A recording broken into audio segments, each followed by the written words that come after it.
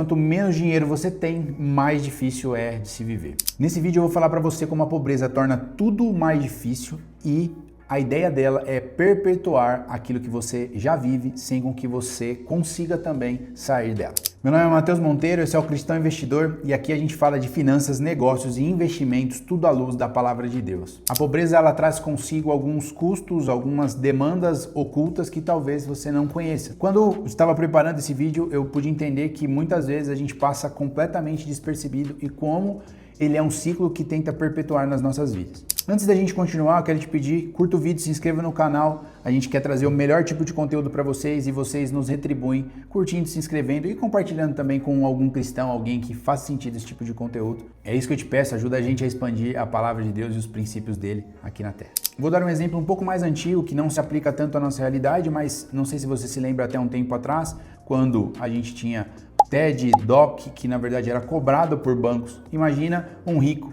transferindo milhões de reais e pagando 15 reais de TED e DOC. Imagina um pobre pagando 100 reais para outra pessoa e deixando de taxa para os bancos os mesmos 15 reais. Você percebe que para um faz pouca diferença, para o outro faz infinitamente mais diferença. Só para você entender, a gente percebe o quanto é desigual as realidades entre uma pessoa e outra. Se a gente entrar nos pontos de empréstimo, de juros, cartão de crédito, financiamento, a gente vai entender que para um rico, na maioria dos casos, quando ele faz algum tipo de movimentação financeira, ele estudou antes. E se, por exemplo, ele opta por um financiamento onde ele paga juros, muito provavelmente o dinheiro que ele deixou investido renda mais do que os juros que ele paga de parcela. Existe toda uma flexibilidade do patrimônio dele para que ele ganhe dinheiro em todas as pontas. Ele alavanca o seu patrimônio através do financiamento, só que ele está ganhando com os seus investimentos, por exemplo. Isso as pessoas fazem quando, em algum momento, essa operação acaba se encaixando. Um pobre, na maioria dos casos, quando ele vai financiar algum tipo de imóvel, quando ele vai fazer algum tipo de movimentação financeira, esses juros corroem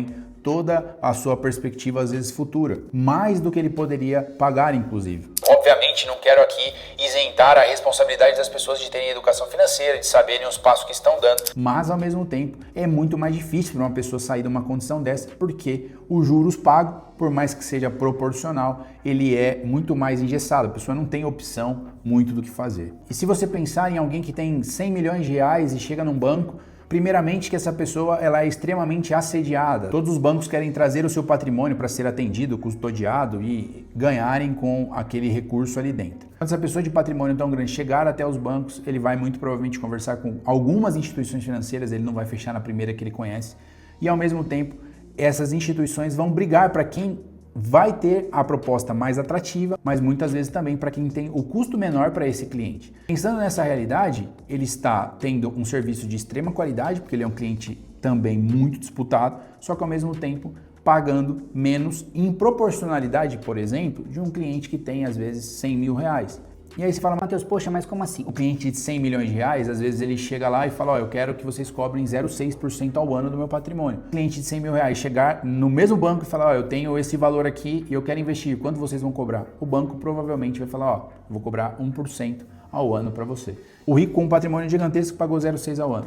Aquele que está começando a sua jornada financeira tem 100 mil reais, pagou 1% ao ano. Na proporção, aquele que tem muito menos patrimônio paga muito mais pelo mesmo serviço. Ah, Matheus, mas o rico vai demandar muito mais. Sim, só que ao mesmo tempo você percebe que ele tem acesso a um produto de muita qualidade pagando menos proporcionalmente. O que importa aqui nessa explicação é justamente a proporcionalidade. As pessoas pagam as mesmas taxas em percentual, porém uma representa uma quantidade absurda em relação ao patrimônio do cliente, a outra não representa quase nada.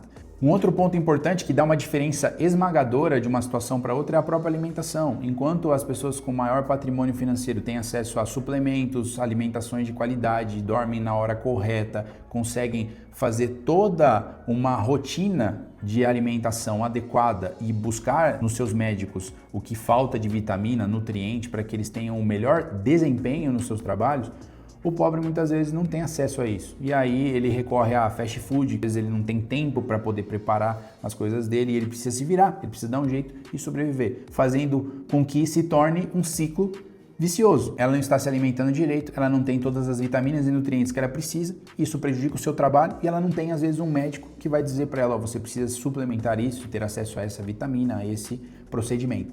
E no final de tudo, qual é o resultado? Ela não performa bem no trabalho, não performando bem, ela não consegue subir, não consegue ganhar mais dinheiro, perpetuando a pobreza. Um outro ponto é a moradia e o transporte. Enquanto as pessoas mais abastadas, elas moram estrategicamente mais perto do seu trabalho, têm acesso a helicóptero, carro, maneiras de se movimentar muito mais ágeis para performar melhor financeiramente e profissionalmente, o pobre às vezes depende de transporte público, ou não tem um carro bom, ou passa por chuva, por sol, por uma série de problemas. Quantas pessoas a gente não escuta dizer que tem ali 3, 4 horas no trânsito até chegar no seu trabalho? E aí entra aquela frase que a gente escuta bastante. Não te falta tempo, te falta prioridade. Todo mundo tem as mesmas 24 horas do dia. E não é a verdade, porque enquanto alguém chega no trabalho em minutos para poder render bem, descansado, bem alimentado, enquanto o pobre demora para chegar no trabalho, não tem um transporte de qualidade, demora para chegar na sua casa, desconfortável, passando por dificuldade com um monte de gente, não descansando, não performa bem, não evolui no trabalho,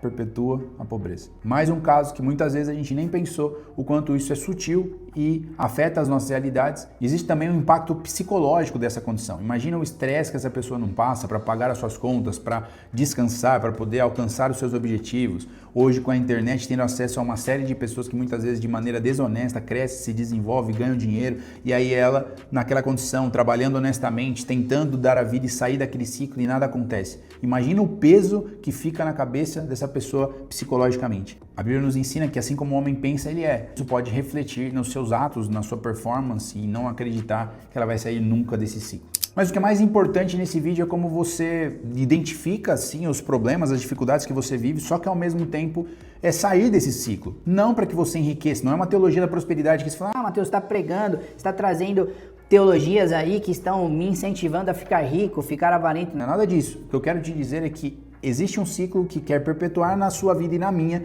e muitas vezes ele passa completamente despercebido. Para você sair disso, você precisa, num primeiro momento, de educação financeira. Honrar aquilo que você tem agora, guardar o máximo que você consegue, tentar de alguma maneira ser o mais excelente possível naquilo que te foi confiado até agora. Para colaborar com isso, é você ser muito bem planejado. A Bíblia nos ensina, em Provérbios 24, 3 e 4, o seguinte: com sabedoria se constrói a casa e com discernimento ela se consolida. Em outras palavras, Salomão está dizendo, você precisa construir alguma coisa com discernimento, com sabedoria e com planejamento. Isso é extremamente importante. Não é só você se educar, mas é você trabalhar da maneira correta, é você ser estratégico naquilo que você precisa construir e desenvolver daqui para frente. O projeto desse canal nasceu no coração de Deus e eu tenho me esforçado bastante para fazê-lo dar certo. Eu quero pedir de volta para você o seu apoio, o seu curtir, o seu se inscrever e o compartilhar com cristãos que queiram aprender sobre essa área. Eu conto com você e debaixo desse espírito e dessa unidade a gente pode transformar como cristãos no Brasil e no mundo veem o dinheiro e fazer com que isso gere resultados para o reino de Deus também.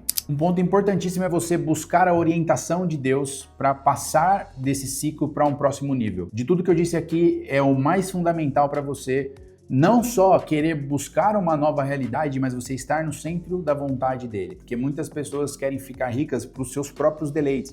Elas querem avançar porque elas acreditam que elas merecem ou porque Deus é fada madrinha. E não é isso que eu estou querendo dizer para você. Eu quero que você busque o propósito dele para a sua vida e para a sua história. Em Deuteronômio 8,18 diz que é Deus quem nos dá força para adquirirmos riquezas.